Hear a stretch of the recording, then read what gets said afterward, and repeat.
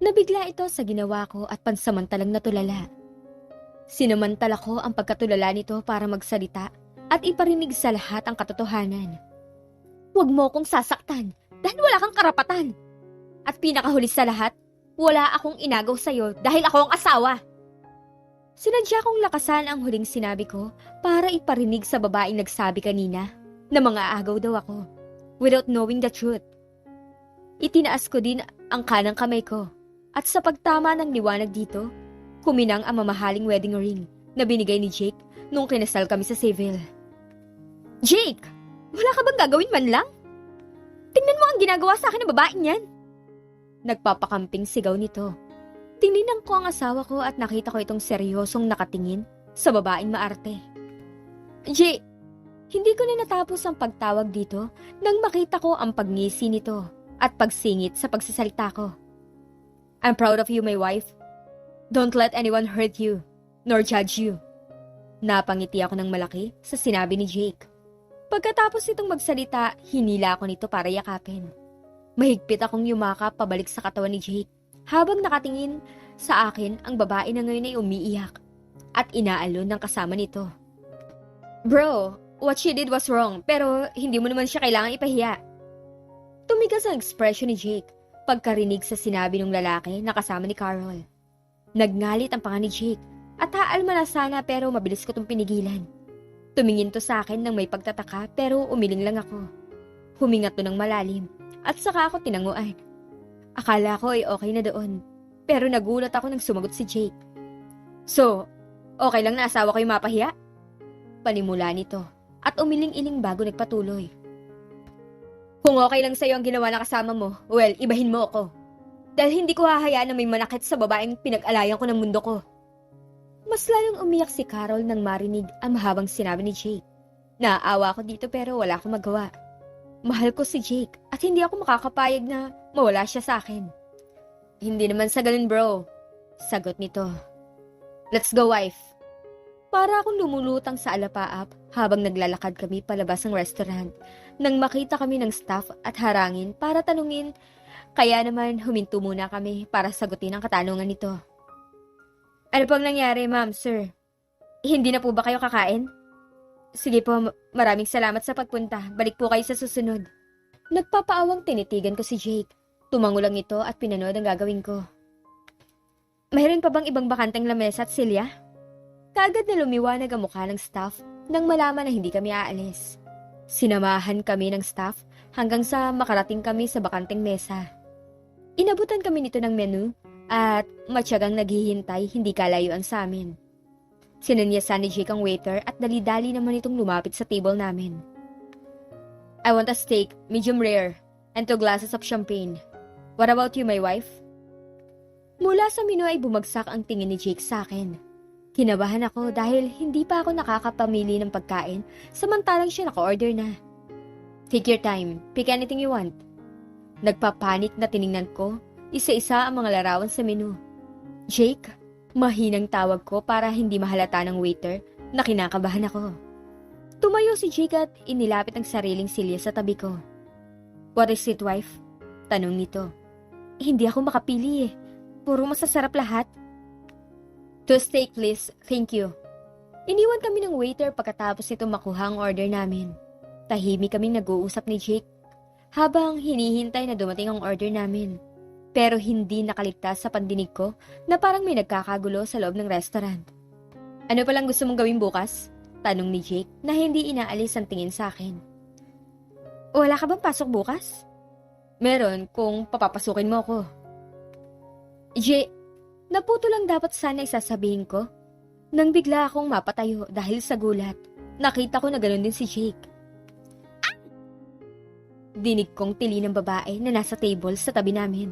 Pumikit ako at huminga ng malalim para pakalmahin ang sarili. Sa pagdilat ko, diretso kong tiningnan ang itsura ko sa salaming dingding. I'm soaking with sticky liquid. Tiningnan ko si Jake at nakita ko ang nanginginig nitong kamay at nagngangalit na panga. Umiling ako dito. Jake, don't. Kinabukasan, maaga kaming tumungo ni Jake sa opisina. Last night kasi, we came up with the idea na sasamahan ko siya ngayon. Ayoko nga sana because of what happened in the past. Na nagpunta ako doon pero he insisted. Kasi gusto daw niya ako ipakilala sa mga empleyado niya. Kaya nandito kami ngayon sa kotse habang si Kuya nagmamaneho. Isa pa yan sa napag-usapan namin ni Jake last night. Hindi na daw kami pwede lumabas ng kami lang. Lalo na ako, kasi hindi na daw namin alam ang panahon ngayon. Kung gusto ko daw maglibot, dapat kasama siya or 3 sa mga bodyguard niya. Nalabis kong tinutulan. Pero hindi din ako nanalo. Ang ending, pumayag ako pero magdamag ko siyang hindi kinausap. Sa katunayan hanggang ngayon, hindi ko siya kinakausap. Wife, alam mo naman na gusto ko lagi kang safe. Husband, alam ko na gusto mo lang akong protektahan. Pero hindi ba sobra namang mayroon akong kasamang tagabantay? Hindi naman na ako bata. Giit ko at nag-cross arms para ipakita dito ang pagtutol ko. We will already talk about this and my decision is final. Seryosong sagot ni Jake at naghanda ng lumabas ng kotse. Saka ko lang na-realize na nakahinto na pala kami sa harap ng mataas na building. Inalalayan ako nito pababa sa sasakyan. Napaingos na lang ako pero napangiti din kalaunan. Kasi kahit nagalit ito, maalaga pa rin. Sabay kaming naglakad papasok ng matayog na gusali. Nang makapasok kami sa loob, kaagad na nahawi ang kumpol ng mga tao na malapit sa bukana ng building. Reflex na napahawak ako sa braso ni Jake dahil sa hindi maitagong kaba. Are you okay? Tanong ni Jake. Are they always like this? Alanganin na tanong ko na tinutukoy ay mga empleyado na humawi para padaanin kami. Natawa si Jake sa naging tanong ko, pero kaagad ding sumeryoso nang magsingha pa ng mga tao sa paligid. Si Sir, ang gwapo tumawa.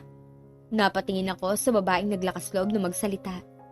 Mula sa titig nito kay Jake, ako naman ang binalingan nito at hindi ko napigilan ang mapahalakhak ng pumula na parang kamatis sa mukha nito.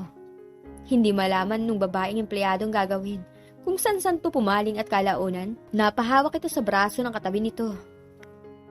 Shh! Jin! Calm down! Galit na singhal ng katabi nitong babae at malakas na inalis ang pagkakakapit nung tinawag ni Jin. Nag-alala ako para sa empleyado kasi muntikan na itong matumba. Bala ko na sana itong lapitan pero hinawakan na ako ni Jake sa bewang at inalalayan papasok ng elevator. Bago tuluyang magsarado ang elevator, sinigawan ko ito. Okay ka lang ba? Napaturo si Jin sa sarili bago magkakasunod na tumango. Napahinga ako ng maluwag bago ngumiti ng malaki habang inaalala ang namumulang mukha ng babae. Wife, nagsiselos na ako. Nagtatampong sabi ni Jake. Husband kong gwapo, ako dapat na magselos. Dahil karamihan sa empleyado mo, mga babae. Oh, wife, tugon ni Jake at sinandal ako sa pader ng elevator. Bago walang pagdadalawang isip na hinalikan. Jake, stop! Pigil ko dito sa gitna ng halikan namin at bahagya ko itong tinulak palayo sa akin. Why? We're in the elevator. Ayokong magkaroon ng video dito. Kinakapos na hangin na sagot ko at tuluyan na akong lumayo dito para ayusin ang nagusot kong buhok at damit. Habang nag-aayos ako ng sarili, napabaling ako kay Jake na mahinang bumubulong. Napailing na lang ako sa kakulitan nito. Plano ko na sanang lapitan nito para suyuin nang biglang bumukas ang pinto ng elevator. Napatigil ako sa tangkang paglapit dito nang bumukas ang pinto at kailangan na namin lumabas. Magkahawak kaming lumabas ng elevator at naglakad papasok sa opisina nito. Bawat madaanan namin na empleyado ni Jake, nakatingin dito na puno ng paghanga. Samantalang ang tingin na pinupukol ng mga ito sa akin ay nanunuri.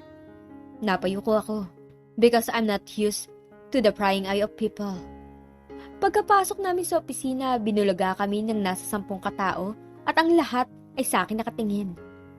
Good morning, seryosong bati ni Jake at dumiretso sa lamesa. Hindi ko alam ang gagawin. Agaw atensyon na ang presensya ko dito. Lalo na ako nakakuha ng atensyon nang makaupo na si Jake at ako nanatiling nakatayo. Gustuhin ko mang manatili pa sa loob. Nakakahiya naman dahil hindi naman ako empleyado. Kaya naman kinalabit ko si Jake para magpaalam dito. Jake, sa labas na lang muna ako ha. Nagtatakang humarap ako dito.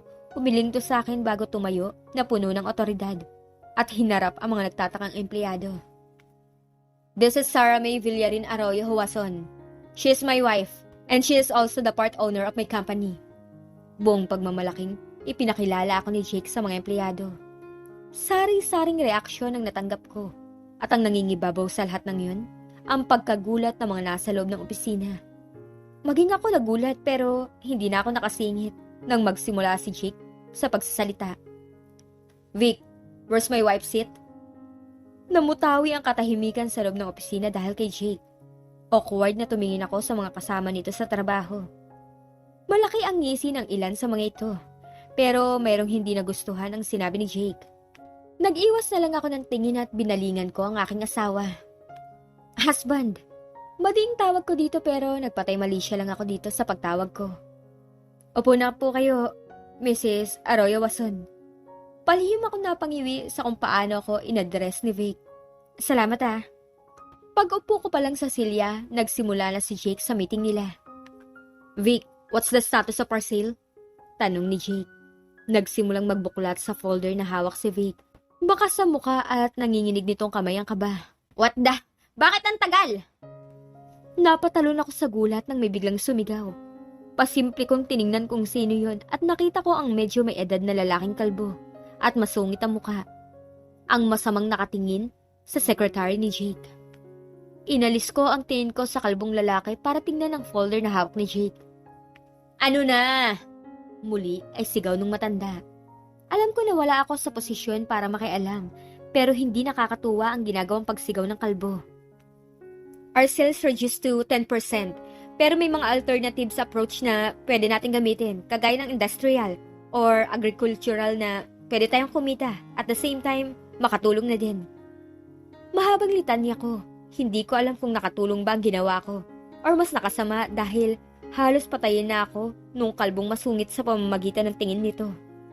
Lumapit si Jake sa akin at bumulong habang ang kamay nito nasa hita ko. Good job, wife. Nakahinga ako ng maluwag sa sinabi ni Jake. Hindi ko napigilan ang pagngiti ko. May mga ilang kamiting si Jake na natuwa sa sagot ko pero si Kalbo, masama pa rin ang tingin sa akin. At paano naman tayo mag-gain kung agricultural ang approach natin? Sige nga, ipaliwanag mo? Singhal na tanong nito. Palihim akong napairap dahil sa pagiging masungit nito. Ano ba ang target ng company? Ang lumaki ang sales, right? At sino ang kailangan natin para lumaki ang sales? Mga tao, clients, customers, consumers at kadalasan sa mga yan nasa agricultural field. Lalo na ang mga nasa probinsya. Kapag sila ang naging target natin, matutulungan natin sila. Matutulungan din nila tayo. Hanggang sa lumaganap ang balita. At sila na yung kusang lumapit sa atin. Mahabang paliwanag ko.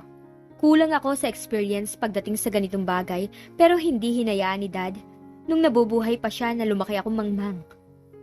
You heard my wife. Yun ang gagawin natin. This meeting is adjourned. Nagsitayuan na ang mga kamiting ni Jake at nagsilabasan hanggang sa kami na lang tatlo nila Vic ang naiwan. Sarah, save you, Vic. Ayoko na maulit ang nangyari ngayon. Lalo na sa harap ni Lucas. Umirap ako sa kawalan dahil sa pinapakitang kasungitan ni Jake. Sorry sir, and thank you Ma'am Sarah. Nakayokong sabi ni Vic. Masamang tingin ang pinukol ko kay Jake. Bumaling ako kay Vic at inaya ito. Vic, samahan mo naman ako sa kantin, bigla ako nagutom eh. Wife. Naalarmang tinawag ni Jake ang pangalan ko pero hindi ko to pinansin. Maiwan ka dyan, bibili ako ng pagkain. Para kang si Kalbo kung makapagsungit. Malakas sa singhal ko dito bago ako lumabas sa opisina, habang hila-hila ko sa kamay si Vic. I'm really sorry sa sinabi ni Jika. He is just worried. Pagkalabas namin, humingi ako ng paumanhin sa sekretary nito. Alam ko yun, lagi akong nagkakamali. Madalas nga din akong kabahan kapag may meeting, lalo na kapag nandyan si Sir Lucas. Malungkot na nagkwento si Vic. Napaisip naman ako. Anong klaseng boss ba si Jake? Si Sir Jake, naku, nakakatakot yun. Walang ibang nakakalapit sa kanya maliban kay Ma'am Angel. Hindi nito natapos ang dapat sana'y sasabihin nang may ma-realize. Ay, sorry ma'am. Pero malaki ang pinagbago ni Sir Jake. Marunong na siyang ngumiti ngayon. Nakangiting sagot ni Vic. Nakakahawang kasiyahan ni Vic kaya naman napangiti na din ako. At napansin ko na lang na nasa pila na pala kami. Abala ako sa pamimili ng pagkain when someone approached me. It was you, right? Hindi ko alam kung anong isasagot ko dahil wala akong idea sa sinasabi nito. Kaya naman nagtataka ko lang itong tinitigan. It's you! The one na viral ngayon sa social media. Malaki ang ngiting ipinakita sa akin nito na animoy isa akong artista. Wala akong idea sa sinasabi mo, miss. Sagot ko na lang at muling bumalik sa pamimili ng pagkain. Pero sadyang makulit talaga tong babaeng to dahil kinabig ako nito at iniharap sa kanya. Miss, I was stopped mid-sentence. When she faced me the phone, she was holding. And true enough, my face is all over. Together with a girl named Carol. At gone viral? Hindi makapaniwalang sigaw ko. Nagtinginan ang mga tao sa akin. Kaagad naman ako nahiya. Kaya hinila ko ang babae para kausapin to. Saan mo nakuha ang larawan na yan? Mariing tanong ko. Girl, saan kuweba ka ba nang galing? Carol has 20 million followers on social media. Bukod pa doon, isa siyang racer. So she's famous, girl. I rolled my eyes at her exaggeration. Pahiram nga ng cellphone mo. Inabot nito ang cellphone sa akin. Nagsimula akong tingnan ang mga post tungkol sa akin. Namumutla ako habang binabasa ko ang nakalagay sa post. She's a mistress. Kabit, mga agaw. Ilan lang niya sa mga salita nakalakip ng litrato ko na nabasang-basa nung nasa restaurant kami. Nangilid ang luha ko lalo na nang mabasa ko ang mga comment. Ito na yung phone mo. Okay ka lang ba? Nag-aalalang tanong ng babae. Tumango lang ako at tumalikod. Nabiglang nanghina ang tuhod ko at bumagsak ako sa sahig. Wife! Sigaw ni Jake at mabilis akong dinaluhan. Pagkakita ko kay Jake, para akong nakakita ng kakampi. Bakit ganun? Bakit ganun, Jake? Ang sakit. Hindi ko na napigilan ang umiyak habang nakayakap ako dito. Are you okay, wife? Tumingin ako dito at naramdaman ko naman ang pangingilid ng luha ko. You want to go somewhere? We can go to cinema or mall. Jake's trying really hard to cheer me up. Kaya naman tumango ako at kusa nang tumayo mula sa pagkakasalampak sa sahig. Vic, pakikansel lahat ng appointment ko sa buong araw, said Jake. Yes, sir, sagot ni Vic. Pagdating namin sa labas ng building, nandun na si Kuya, nakasandal sa pinto ng kotse at tahimik na naghihintay. As we approached the vehicle, tumayo na maayos si Kuya Randall. Nang tuluyan kami makalapit. Saka lang ito kumilos para sumakay sa kotse. Salamat. Let's go to the mall, Vasquez. Umusad ang sasakyan namin at pumailan lang ang mahinang musika. Jake started asking question. What happened? Hindi ko alam kung paano ko sasabihin kay Jake ang mga nangyari. Alam ko na magagalit ito at gagawa ng hakbang para mahanap kung sino ang may kagagawan ng post tungkol sa akin. Instead of answering his question, kinuha ko ang cellphone niya at hinanap ang F-page niya na may nakalagay na mga chronicles. Nanginginig ang kamay na pinakita ko sa kanya ang post na may larawan ko at ni Carol sa restaurant. Pinanood ko ang mabilis sa pagbabago na ekspresyon ng mukha ni Jake. From sad to ragging in anger. Galit na kinuha ni Jake ang cellphone sa kamay ko at nagsimulang magpipipindot doon. A few minutes later, narinig ko ang nagre-ring na cellphone. Jake waited patiently for the other person to answer his call. Hindi naman nagtagal yun. Dahil makalipas lang ang ilang segundong pag-ring, pumailan lang ang isang maarteng tinig. Wala akong oras para sa'yo, Carol! Then, why you call me if you have no time? Carol asked savagely. She really knows how to test my patience. Why did you do that? Singhal ni Jake dito. Napapalatak si Carol. It's not me, Jake. The people did it. Maybe they think na hindi kayo bagay.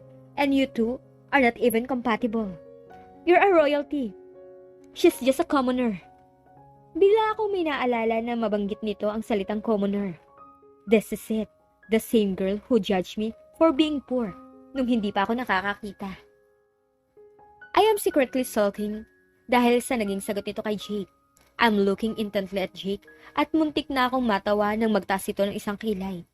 Inilahad ko ang kamay ko sa harapan ni Jake at kaagad naman nitong nahulaan ang gusto kong mangyari. Kaya naman ibinigay nito sa akin ang phone at ako nang sumagot sa sinabi ni Carol. And who do you think the compatible one? Kayo ni Jake? Keep on dreaming, girl. That ain't gonna happen. Matalim na singhal ko dito. May gana ka pa palang magtapang-tapangan despite being viral on social media. Wow! You have face of a cement girl. Nalaki ang butas ng ilong ko dahil sa pagiging asal bata nito. I'm curious, can you tell me kung saang parte kayo ng asawa ko naging compatible? Nangahamon na tanong ko.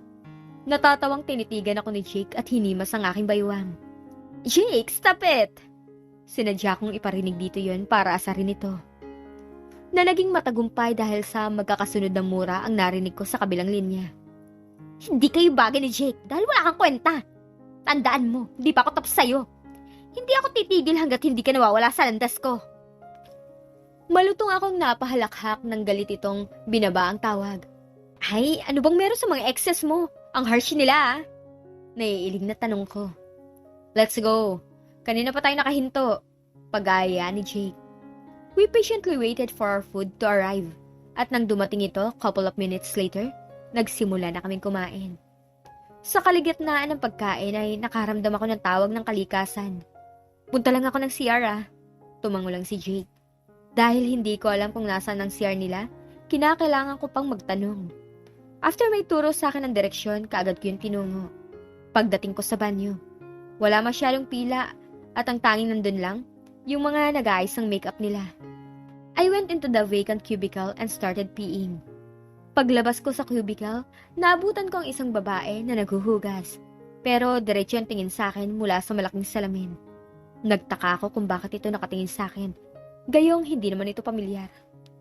Hindi ko nalang pinansin ang mga tingin ito. Dumiretso ako sa sink para maghugas ng kamay nang bigla akong mapahinto dahil sa sinabi nito. Totoo pala ang balita na nasagap ko na hindi ka maganda. Puno ng pang-uuyam na sambit ng babae. Kilala ba kita? Nakakunot noong tanong ko. Naghintay ako ng ilang segundo kung sasagot to pero wala akong narinig mula dito. Kaya naman pinagpatuloy ko ang paglalakad papunta sa may sink at nagsimula ng maghugas ng kamay. No wonder Carol sulking on the side. Habang naghuhugas ako ng kamay, muli itong nagsalita. Or more like, nanginsulto. You're ugly, so hindi ko maisip na ikaw ipapalit ni Jake sa kaibigan ko. Gayong mas maganda pa nga ako sa'yo. Tinitigan ko ang mukha nito at maging ako sumang-ayon sa sinabi nito na maganda siya. Dahil yun ang totoo. She looked exactly like a Barbie doll with her dark silky hair. Iisipin ko na lang sana na prank lang ito ng mga typical na mayayaman pero narinig ko ang pangalan ni Carol. Kaya naman napairap na lang ako pero mas pinili ko na lang na huwag pansinin dahil lalaki lang ang gulo. Then, it dawned on me na hindi seryoso si Jake sa'yo. Huminga ako ng malalim at handa na sana magsalita nang may gumawa nun para sa akin. And how do you know na hindi seryoso si Jake sa kanya? Baka naman na-insecure ka lang kasi ikaw ang hindi sineryoso ni Jake. Napatingin ako sa maganda ang boses na nagsalita at isa lang ang masasabi ko. May bumabang anghel sa lupa dahil sa amo ng boses at ng mukha niya. She looked exactly like a princess with her regal yet sophisticated look. Oh! Look who's about to tandem, the past and present wife. Isn't it amazing? Nasisihang sabi ng babae at napapalakpak pa ito. Nanlalaki ang mata na natatili ang titig ko sa ex-wife ni Jake. Tandem? There's no way. I just don't want you to bully someone. Matalim na sinabi nito. Binabawi ko na po yung sinabi ko hindi siya anghel. Sigaw ng kabilang bahagi ng utak ko. Eh bakit hindi pa kayo magtandem? Eh parehas naman kayo hindi sineryoso. Kanina pa ako napipikon sa sinabi nitong hindi ako sineseryoso ni Jake. Paano mo nasabing hindi kami sineryoso? Eh pinakasalan nga kami? Pinagtaasan ko to ng kilay maging ng boses. Well, simple lang. Pinakilala na ba kayo sa mga kaibigan niya? Puro civil nga lang yung kasal niyo eh. Meaning, hindi niya kayo kayang iharap sa simbahan. Para akong tinakasan ng dugo sa narinig ko.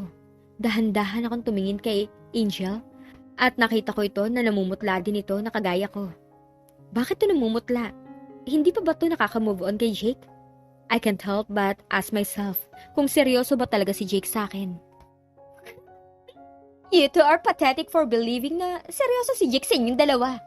Ni hindi niya nga kayo maipakilala sa mga kaibigan niya. Unlike sa aming dalawa ni Carol. She proudly introduced us sa mga malalapit niya. Enough! Hindi na natapos ng ex-girlfriend ni Jake ang sasabihin dahil sumingit na si Angel. The two of us left in the bathroom because Angel stormed off after nitong sigawan ang ex-girlfriend ni Jake. Ikaw, wala kang gagawin? Matalim na tingin ang pinukol ko dito pero hindi ako umalis sa kinatatayuan ko. Sa halip, ngumisi pa ako. Sineryoso ka ba ni Jake or kagaya ka din ni Carol na pinagsisiksikan ng sarili sa asawa ko? Hindi makapaniwalang tumingin to sa akin bago tinurong sarili. Ako? Ako si Elena Cortez. Hindi seseryosohin ng isang Jake Wason? Ngumisi ako at nangaasar na sinagot ito. Walang singsing sa kamay mo, hindi na dapat ako nagtanong. Kung nakamamatay ang tingin, baka kanina pa ako inuud dahil sa sama ng tingin nito sa akin. Napaatras ito sa ginawa kong paglapit. Ngiting tagumpay ang sumilay sa akin dahil sa takot na pinakita nito. Kung hindi kasi seryoso sa akin si Jake, it doesn't matter because he's mine at wala sa plano kong ipahiram siya sa kahit na kanino. Nilampasan ko to at tuluyang tinalikuran. Pero bago ako tuluyang makalabas sa banyo, nakarinig ako ng pagkabasag at malakas na tili. Ngumisi lang ako sa kawalan at nagsimulang maglakad, pero ang ngisi ko unti-unting nawala. At napalitan ng pangamba na baka totoong sinabi ni Elena na hindi seryoso sa akin si Jake. Magbagal ako naglalakad pabalik sa table namin nang mula sa hindi kalayuan nakita ko si Jake na nakikipagtawanan sa isang lalaki. Bumalik ang ngiti ko dahil baka mali lang ang sinabi ni Elena. Excited na naglakad ako palapit sa lamesa namin at nung uupo na ako, narinig ko na nagsalita ang lalaking kausap ni Jake. Gotta go bro. Tumayo ito at nagpaalam. Sino yun? Napapahiyang tanong ko. A companion. Simpleng sagot nito at pansamantalang tumingin sa akin. Pero hindi nagtagal dahil binalik din ito ang atensyon sa pagkain. Para akong sinuntok ng malakas sa sikmura dahil sa naging sagot ni Jake. Nangilid ang luha ko dahil sa halo-halong nararamdaman. Hirap na pinagpatuloy ko ang pagkain habang pilit winawaksi ang boses ni Elena na paulit-ulit umi-echo sa akin. Third person point of view. Oh my God, friend! Nakita mo sana yung mga faces nila. Nung sinabi ko na hindi seryoso si Jake sa kanila. It's like they ate something nasty. Lalo na nung sinabi ko na hindi sila pinakilala ni Jake sa mga kaibigan nito. Oh God! Their faces are hilarious!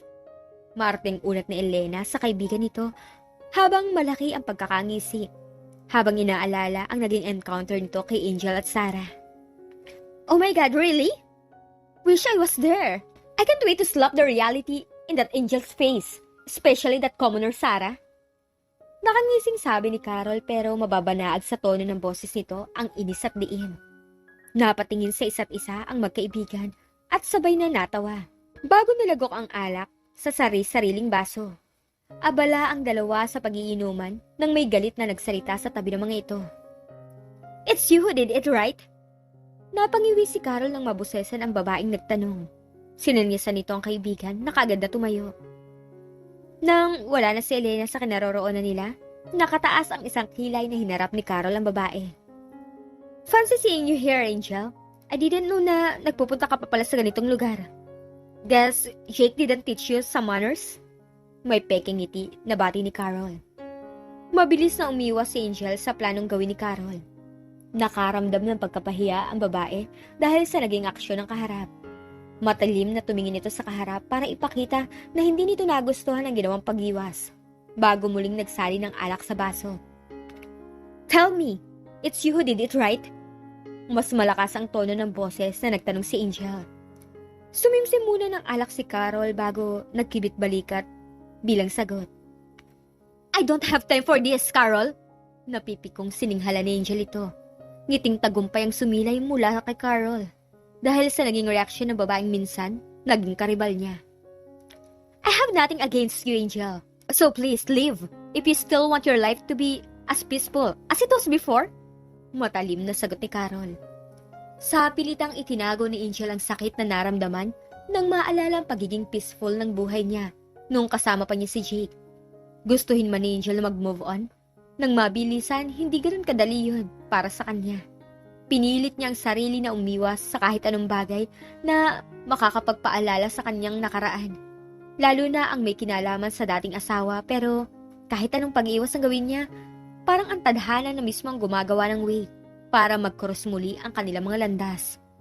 Katulad ng nangyari kanina sa isang Japanese restaurant kung saan nakita niya si Sarah, ang babaeng naging dahilan para tuluyan silang mag-divorce si Jake. Hindi niya gustong tulungan si Sarah kanina dahil nasasaktan pa rin siya, pero hindi niya mapigilan ang makaramdam ng awa dito. Lalo na nung nakita niya kung paano ito bulihin ni Elena. Dahil minsan na din siyang binuli ni Elena, lalo na nung naghiwalay sila ni Jake. You still have time para mag-daydream? How pathetic. Puno ng sarkasmong tanong ni Carol. Naaliw na tinitigan si Angel. Bakit kailangan mo siyang saktan? Tanong ni Angel matapos makabawi sa naramdamang pagkapahiya. Bakit mo tinatanong? Are you her savior? Muli ay sarcastic na tanong ni Carol. Nauubusan na ng pasensya si Angel sa itinatakbo ng pag-uusap nila ni Carol. I'm not her savior. But I'm doing this because it's what a decent person do. Oh, decent? You call yourself decent? Kayong ikaw ang nagloko sa inyong dalawa ni Jake? Carol said angrily. Angel paled and didn't know what to do. No one's supposed to know the reason behind their divorce. At ang malamang alam nito ni Carol, labis niyang pinagtaka. How do you know that? Kinakabahang tanong ni Angel. Nakalimutan mo na yata kung sino ako, Angel. Payo ko lang, huwag ka nang makialam pa sa buhay ni Jake at ni Sarah dahil wala ka ng karapatan. Tuluyan ang iniwan ni Carol ang tulalang si Angel para puntahan ang kaibigan. Let's dance! Sigaw ni Carol nang makalapit sa kaibigan nito. How's your talk with that Angel? Dahil sa lakas ng music, kinakailangan na mas lakasan ni Elena ang boses para marinig na maayos si Carol. Boring! Sigaw ni Carol at gumiling sa harapan ni Elena. Naghiyawan ang mga tao na nakakita sa ginawa ni Carol. Nangahamon at tinitigan ni Carol ang kaibigan na ngayon may malaking ngisi. Isang kapilyahan ang pumasok sa isip ni Elena. Basta na lang nitong hinila ang lalaking nasa malapit at nangaakit na sinayaw. Ikaw, kumuha ka ng iba lalaki mo! Sigaw ng isang babae at hinila pabalik ang partner nito. Ano ba sa tingin mo ang ginagawa ko? I'm getting my own man! Sigaw ni Elena at hinila muli pabalik ang lalaki. Pero this time, mas malakas yun. Nagpupuyo sa galit na sumugod ang estrangherang babae. Parang mga langgam na nagsihawi ang mga taong nagsasayaw para bigyan ng espasyo ang dalawang babae. Naunang sumugod ang estrangherang babae at binigyan ng mag-asawang sampal si Elena. Dinig sa buong bar ang sigawan ng mga taong nasisiyahan sa nakikita. Kanya-kanya din ang mga ito sa pagkuha ng video at larawan. Meanwhile, in the other side of the country, magkaharap na nakaupo sa isang pabilog na mesa ang dalawang babae.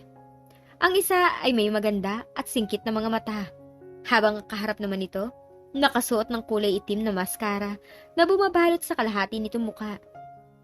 Sa kabila ng nakatago nitong muka, mahalata ang angkin nitong ganda na bumagay sa barda nitong mga mata. Nakita mo na ba to? Tanong ng chinitang babae. Tumango-tango ang babaeng nakamaskara, habang hindi inaalis ang tingin sa larawan na pinakita nito. Do you think kaya na niyang pamunuan ng isang kumpanya? Napaisip ang babaeng nakamaskara sa naging tanong ng kausap nito. Kaya na kaya niya? Yun ang tanong na naglaro sa isip ng babaeng may kulay berdeng mga mata. Anong meron sa dalawang yan? Imbis na sumagot, iniba nito ang tanong at itinuro ang isang litrato ng dalawang babae na nakikipagbuno sa isang bar. Ito ba? Mga troublemakers na kailangang patahimikin. Babalik ako sa tanong kanina. Kaya na kaya ni Sarah mamuno ng isang imperyo? Umiling ang babaeng nakamaskara bilang sagot sa tanong nito. Bumadha ang pagtataka sa makinis na mukha ng babaeng chinita sa naging sagot ng kausap. Masyado pang maaga. Nahihirapan pa siyang mag-adjust ngayon. Sa isip ng babaeng nakamaskara, gustong-gusto na niyang ibigay ang basbas kay Sarah para pamunuan ang kumpanya na matagal nilang pinaghirapan. Pero alam din niya ang katotohanan na masyado pang maaga at masyado pang mahina si Sarah para makipagsabayan sa mga taong halang ang kaluluwa. Hindi pwede na laging ganito. Kailangan niya tumayo sa sarili niyang mga paa at kailangan mong magtiwala sa kanya bilang kanyang ina. Tuluyan ang nalantad ang katauhan ni Bella dahil sa sinabi ng kausap nito. May tiwala ako sa kanya, Ami.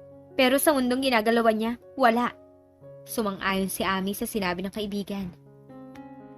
Baka kailangan mo nang magpakita sa kanya nang sa ganun, hindi ko na din kailangan pang magsinungaling sa anak kong si Jake. Isa si Jake sa talagang inaalala ni Ami dahil alam niyang matalino ang anak. Hindi niya alam kung gaano niya katagal makakayanang maglihim dito. Alam kong mahirap ang sitwasyon ngayon, pero hindi pa natin pwedeng isiwalat ang lahat. Tumango si Ami sa sinabi ni Bella. May balita ka ba kay Mara? Pagkuway tanong ni Bella. Umiling si Ami bago nagsalita. Wala. Pagkatapos, mawala ang anak-anakan nito. At nung doktor, naging tahimik to. Napaisip naman si Bella kung ano na ang nangyari kay Mara dahil hindi nito ugali ang maging tahimik. Yung mga inutusan mo namang magbanman, may balita na ba? Umiling si Ami nang may biglang naalala. Oo nga pala, nakakakita na siya.